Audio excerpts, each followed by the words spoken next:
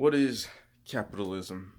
Capitalism is what we use now compared to all the other stuff back in the 1600s. The feudalism, and socialism. Socialism, where everything is state owned, shared property. You don't really have your own stuff at all. At all. Like, it's all government owned. They can tell you what you can and can't do everywhere. And that's quite oppressive, you know? I mean, there is levels to it, but would I recommend it over capitalism? Would I even recommend capitalism though? That's a big question. Well, first off, what exactly is capitalism? All right. Capitalism is an economic system characterized by private ownership of the means of production, especially in the industrial sector, with labor paid only wages. Now, what does that mean? That means that for the time that we work, we get paid. So the hourly wage thing, the thing that we get pretty much everywhere, everyone gets paid by the hour. Basically, you sacrifice an hour of your day to get paid a fixed rate or changing depending on where you work. Like, let's say you do commission based work where your money comes from you taking up commissions or uh, hitting a number of sales and you get bonuses, those type of things. But that all falls under capitalism, which capitalism depends on the enforcement of private property rights, which provide incentives for investment in and productive use of productive capital. So, what that means right there, essentially, let's take an artist for an example, a rapper, let's say, and there's these things called labels, right? And they essentially give the artist the tools to make art, and then the artist makes their art, and then they distribute it. So they take, like, I guess, 2/3 of the workload that the artist would do to make something popular. I mean, we have social media now, so it's going to be a lot simpler for us. But their cuts are crazy. So they take like 60% of the cut. Well, if you think about it, they do 2/3 of the work, but that's a lot easier now, and you don't really need to worry about, like, you don't need expensive stuff to make all of this to happen. You can literally make projects with a small bad computer. That computer you can make music with, okay? That small ass thing you can make great music with.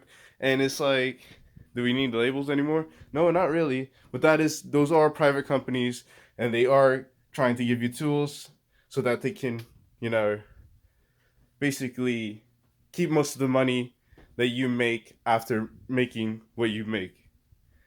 Uh, some greater examples are probably like Craftsman and all those stuff.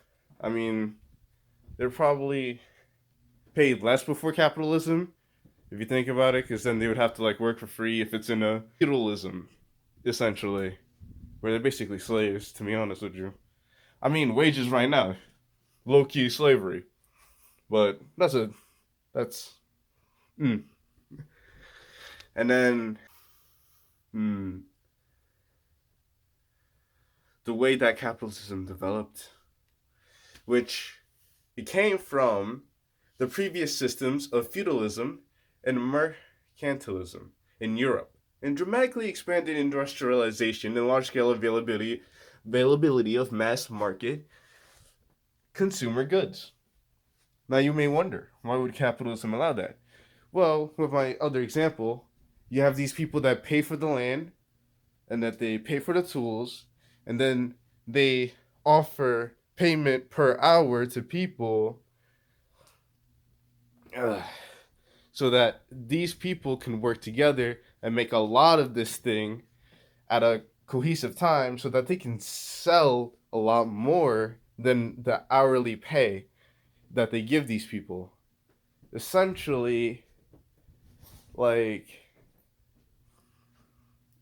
it's essentially indentured servitude, to be honest with you, because you really don't get paid nearly enough as most things cost.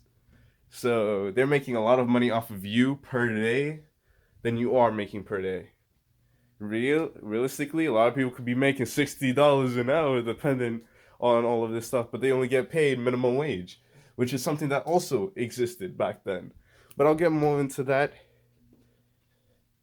after this. As you can see, I'm playing a game called Minecraft. And the fun thing about Minecraft is you can run into people called villagers. And what do villagers do? You get items and then you trade them for emeralds. And what can emeralds be used for? They can only be used to trade. Therefore, they have no value other than simply trading with these villagers. They have no value outside of that system. It's a closed system. If you don't have emeralds, you cannot trade with them. Therefore, or things to sell them to get emeralds, then they are pretty much pointless. Especially if they have useless trades for emeralds. It's like, what's the point of even collecting emeralds? So that can be viewed the same way as our capitalistic system that relies so much on the dollar value. And the reason why the dollar value truly, like, it can be inflated so easily because it has no actual weight to it. It has no real meaning besides being something that people use. You can literally put all the world's money into a digital account where nothing is physical, and then people would just simply accept that as is.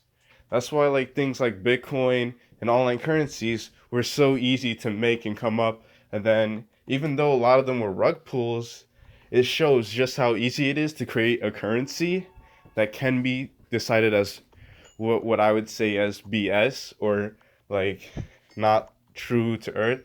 And I also think the regular dollar value is not really it's literally just a piece of cash. It's like if you, let's say you go up to the mountains, instead of like getting gold pieces and then trading it in, you're gonna trade it in for cash money, and then what are you gonna do? Deposit into a bank? Like, there's not a lot that paper money, that can insure itself in a way that makes it like impervious to anything or standing still to the end of times. There's a reason why other countries and stuff like that have like different forms of currency, like something that's more physical, like yen coins, or copper coins, things of that nature, things that are material that can be used, that can be smelted and can be reused for something better.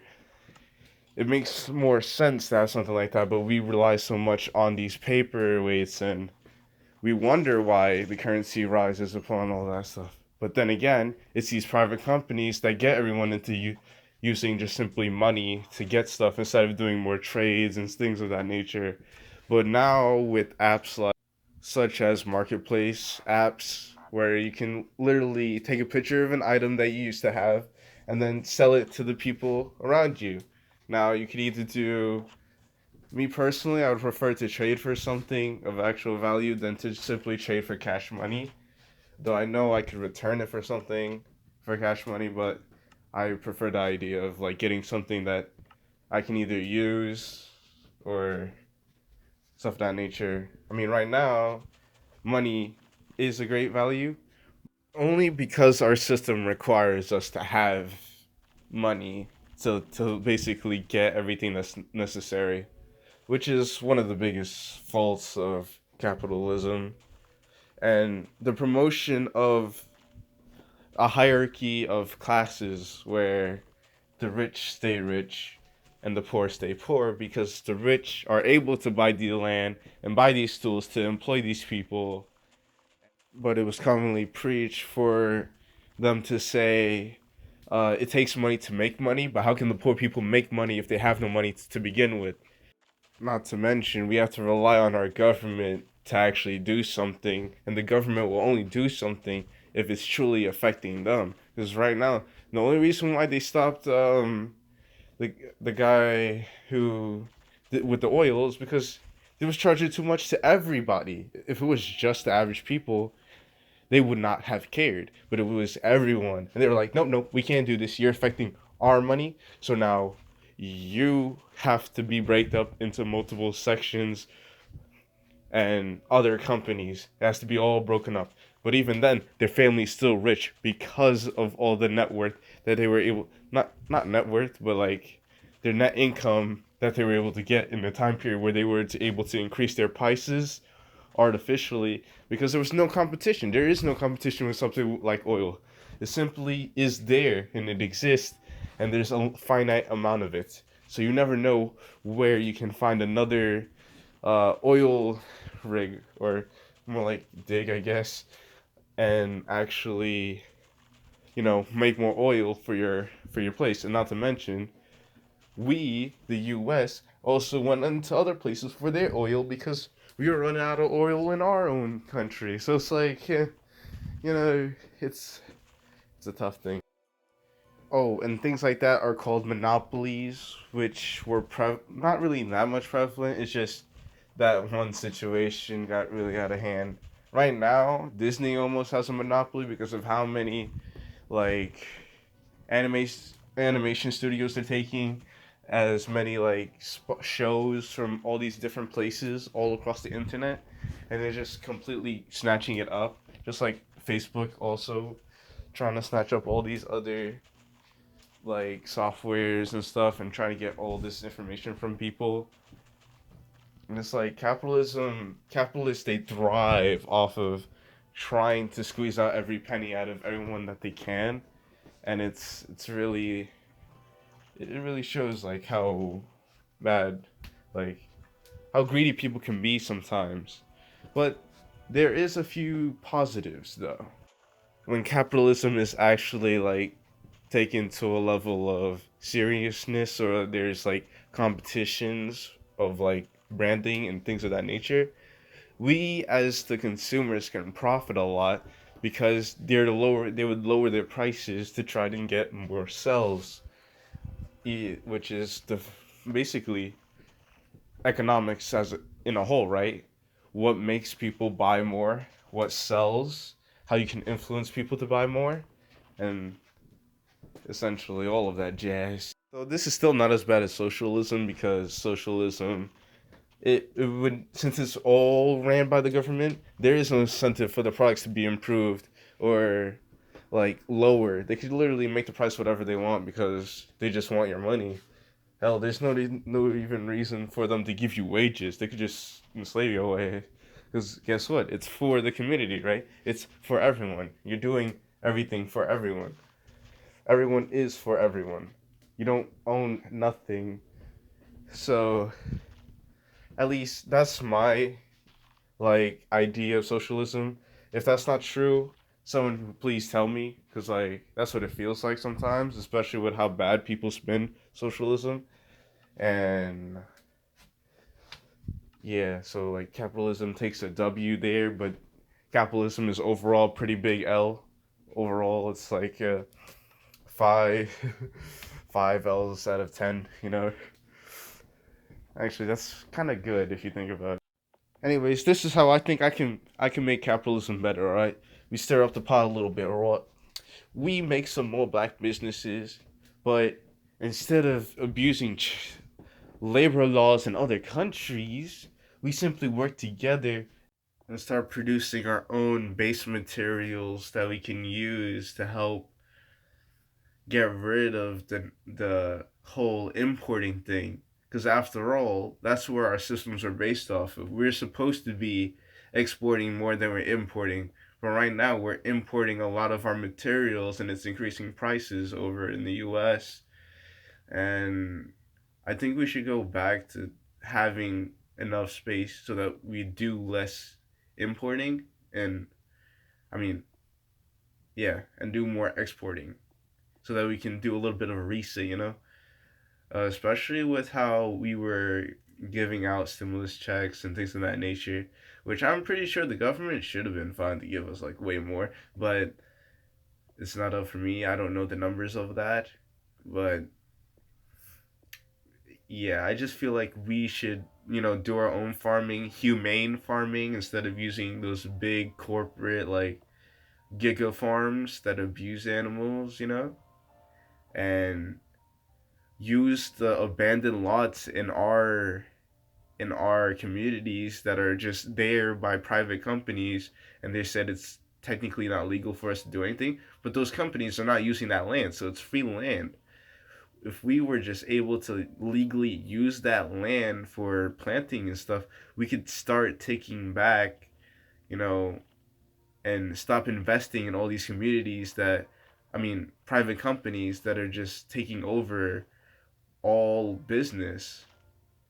Literally, so many companies are just like fronts for other companies, and it's like so few big companies actually own so many little companies. It's so strange, especially if you look at Kellogg's with like all their flavors, and then PepsiCo. PepsiCo has over 20 drink brands and several chip brands, and that's not even the funny part. Like, look at expensive car brands.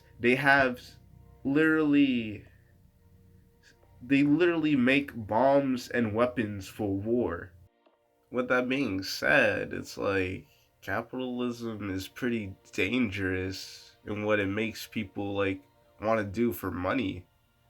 So it's like capitalism ain't it.